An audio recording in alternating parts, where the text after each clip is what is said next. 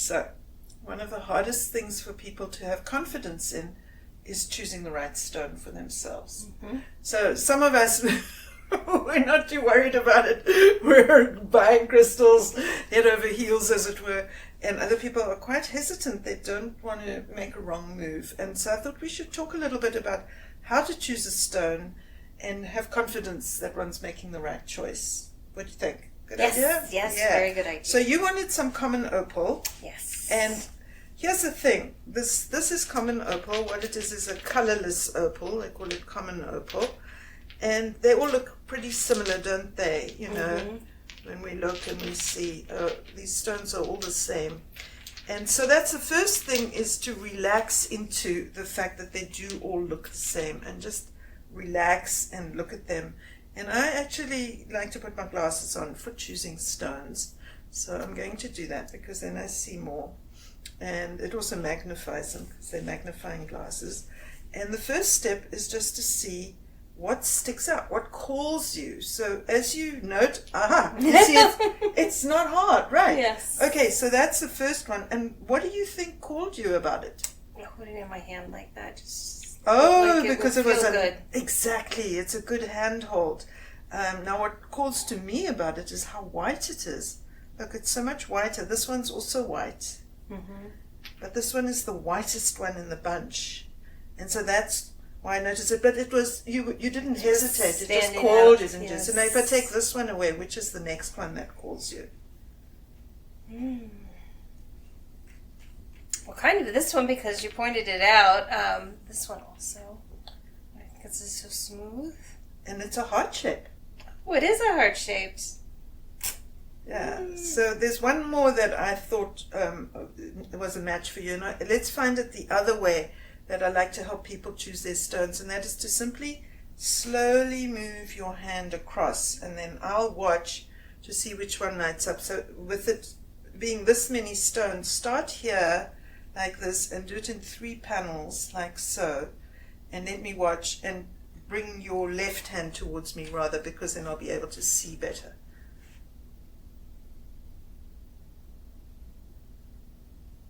Okay.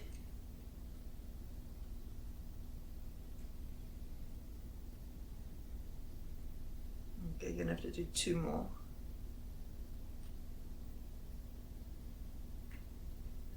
Okay. I think they all want to come home with me. All of them? I'm a bit greedy. Yes. I know that feeling. All right, it's this one, and this one lit up. So as you moved your hand over, I looked to see which one's brightened in my vision, in my visual. And I'm not sure if it's the actual stone brightening as your hand moves over, or whether it's just something in my brain that has it brighten. But these are the ones that stood out. So we can push those aside unless you think, and this one keeps talking to me. So I'm going to pull it out because it keeps pulling me. And they are the whitest ones. So there is that theme, you know, and it's not to say the next person might like this aspect. This kind of mottled, look, you see, feel that it's got a smoothness to it that might be very appealing to the next person. Yeah. And those stones will look completely different when it's someone else's energy standing over them. And it's amazing, because I was talking to Jamie the other day, and I said, every time you open the box, the stones will look different depending who you're thinking of. She said, I'm noticing that. And I went, that's cool, because then you are learning how this works. So now we have all these choices. And we'll see. So if you can only have 3, let's see you choose 3 of those. It's L for Linda. Oh, see, we see these things. We see these things. How cool is that? Good. And it's because of their shapes and holding them, isn't it? Check them in your hand now, because it's very important. The way that one fits in your hand is phenomenal, isn't it? And it fits. I saw you hold it in your left hand and it was totally comfortable. Now I see you hold it in your right hand, it's totally comfortable. So it's an ambidextrous stone. And that is fantastic. Oh, it's amazing. And I'm in love with these 2. This one's the orphan now. Oh, now see these are phenomenal, and you know they act like a sponge and they draw toxicity out of you. So they've got an amazing healing property. This common opal, not so easy to get. They're going to say not so common opal. Right. Wow, that's very cool. Try and get away from those. And I'm going to try and get away from these. Okay, well, thank you, Common Opal. Did a good job of teaching us how to do that. So let's look at these. So this is a little stash of morganite that I put aside a few years ago, like 15 years ago or something. I got these morganites. And then I sort of felt, hey, you know what? Don't just sell them. They're special. Put them aside. You're going to need them one day for something special. And that day has come. Because now in crystal surgery, to work on the energy body, we really want the morganite. And it's actually a slightly peach color. They called it peach morganite. Oh, okay. That's what you can see. And you can see that. And of course, some people will just think, oh, that's rose quartz. It is not. Yeah, that's what I was wondering. Yeah, it's morganite. And you want to be careful. And it's got a completely different vibration from rose quartz. And of course, morganite is a beryl. So with this one, again, which one pulls your eye first? These two. And this one has this little flick here. So yes, so it's a feature that attracts you, and again you're looking for that handhold, aren't you? Yes. You started to slot your finger in, and this one has a slightly different color and a glow to it, doesn't it? Yes. So that's the one way. Which one pulls your eye? Absolutely excellent, and you were very quick to know. But everybody knows which one pulled their eye first. Now let's just do the hand over situation, because sometimes you get more information that way. No, they will put that one in. Okay, so now you move the hand over.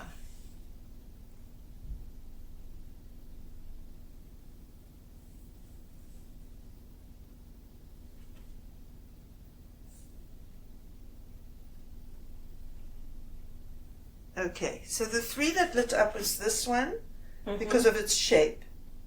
This one, because it's also got a slight gemmy quality to it, which you're responding to, and then this one, because it's got the shape, the gemmy quality and everything, and the other one that you like because of the fleck. I didn't see it light up. It's this one. I didn't specifically see it light up, which isn't to say you can't get it. I'm just saying that's what happened.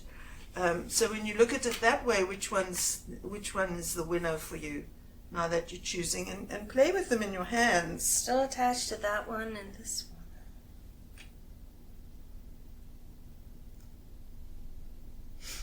one. Oh, sure.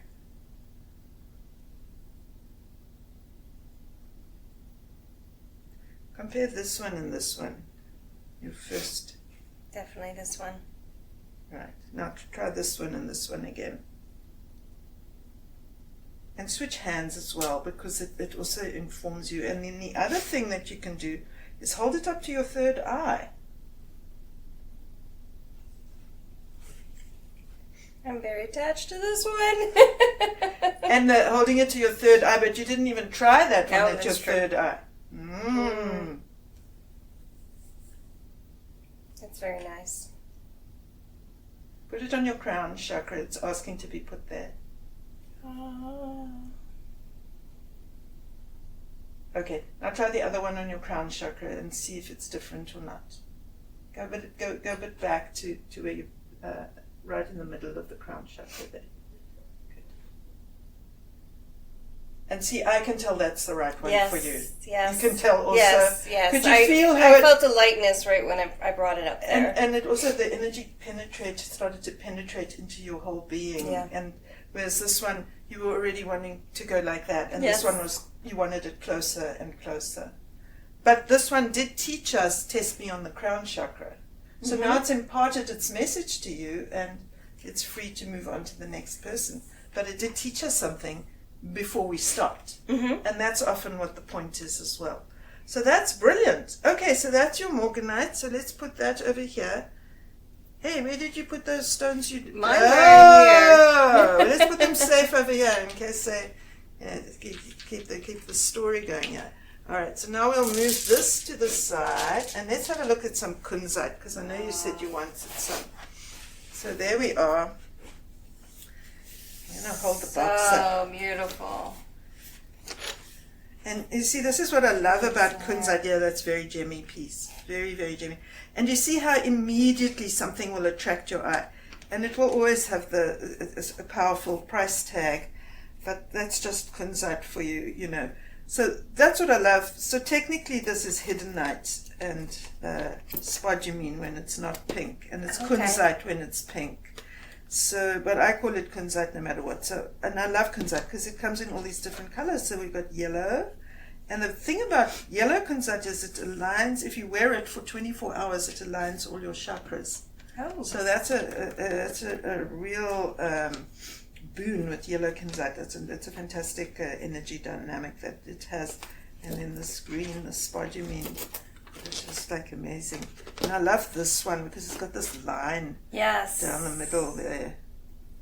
It's just so fantastic. I love them. This one has a little darkness to it. It's got a little purple in it, purple. yeah. And they call that dichroism or pleochrosm, and it's got more than one color in it, and that's one of the hallmarks of kunzite. So I have some kunzite where it's yellow, and then you turn it like this, and it turns pink in front of your eyes, and then you turn it back, and it goes back to yellow. Not here, but I have it at home, and I sit and play like this with my kunzite, like color. Okay, so if you look at these, which one pulls towards you as a working tool? The gemmy one and the purple in here. Yes, and then the way to examine, to see kunzite is you literally, you cover it like that, and then you look into the light, and that's how you see the intense color. And this is more purple than magenta, you see. But they change color like that. So that's how you can check the strength of its color. So that's not very strong on that end. A little bit stronger on that end. This is strong, nice, strong, but almost on the purple range. Very nice. Yeah, that's a good choice. All right, we'll put that over there, and that's pretty perfect. Good job. And the thing about this is it's a perfect size for a heart chakra stone, isn't it? And you could put it in your pocket. It's not too big. So it's a very useful piece. Let me see you hold it. You didn't do the hold test. We rejected this one as too expensive. It sort of set up an argument in your head. And I don't like So for people true. to do that. Yes. Put it on your heart. It's kunzite. Yeah, and that's the what high I felt like heart. it went straight down here. And you want to put it on the high heart too, as well, to test it. And you see, turn it the way that the crystal runs, which is that way. You see how kunzite's, it's got these lines in it. Okay. Oh, And yeah. the lines must run north-south on your body. It's funny, I never thought to tell anybody that. It's too obvious to me. Interesting. Yes. Okay. I don't know, I'll hold this one up for the camera and maybe we'll be able to see this one. Maybe see the lines. And actually feel them with your thumb and with your nail.